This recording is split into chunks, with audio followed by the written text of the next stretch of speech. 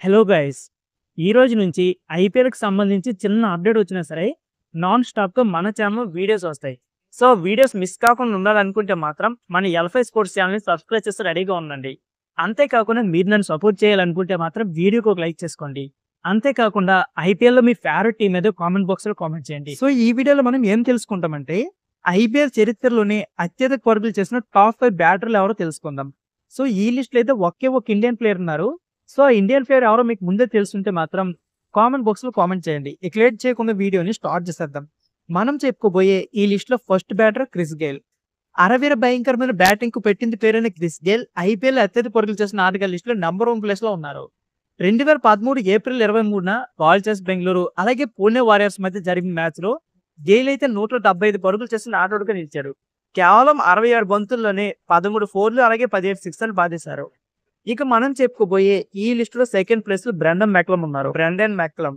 ఈ న్యూజిలాండ్ సొగసరి ఆటగాడు ఐపీఎల్ ఆరంభం మ్యాచ్ లోనే పరుగుల సున్నాను సృష్టించాడు. 2008 ఏప్రిల్ 18న రాయల్ ఛాలెంజర్స్ బెంగళూరు అలాగే కోల్కతా నైట్ రైడర్స్ మధ్య ఐపీఎల్ ఫస్ట్ మ్యాచ్ జరిగింది. ఈ మ్యాచ్ లో కేకేఆర్ తరపున ఆడుతూ మెక్లమ్ అయితే 158 పరుగులు చేసి నాటౌట్ గా నిలిచాడు. కేవలం 73 బంతుల్లోనే 10 ఫోర్లు 13 సిక్సర్ 158 రన్స్ అయితే చేశాడు.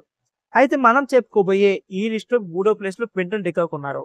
సో ఐపీఎల్ 2026లో కేకేఆర్తో జరిగిన మ్యాచ్ లో లక్నో సూపర్ జెయింట్స్ తరపున ఆడుతూ డికాక్ అయితే 140 పరుగులు చేసి నాట్అవుట్ గా నిలిచారు. ఆ మ్యాచ్ లో కేవలం 70 బంతుల్లోనే 10 ఫోర్లు అలాగే 10 సిక్సర్లతో 140 రన్స్ చేసి అదరగొట్టేశారు. ఈ మ్యాచ్ లో రాహుల్ కూడా 68 రన్స్ చేశారు.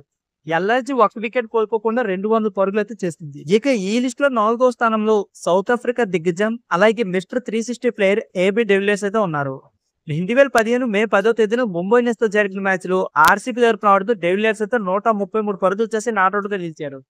కేవలం 59 బంతుల్లోనే 19 ఫోర్లు అలాగే 4 సిక్సర్లతో 133 రన్స్ సాధించారు. ఇదే మ్యాచ్ లో కోహ్లీ 50 బంతులు 82 పరుగులు కూడా సాధించారు.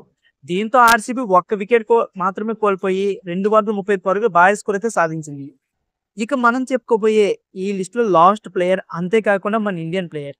సో ఈ ప్లేయర్ గురించి చెప్తే మీరు అస్సలు నమ్మరు, కానీ ఇది నిజం. ఈ లిస్ట్ లో టాప్ 5 లో ఉన్న ఏకైక ఇండియన్ ప్లేయర్ కేఎల్ రాహుల్.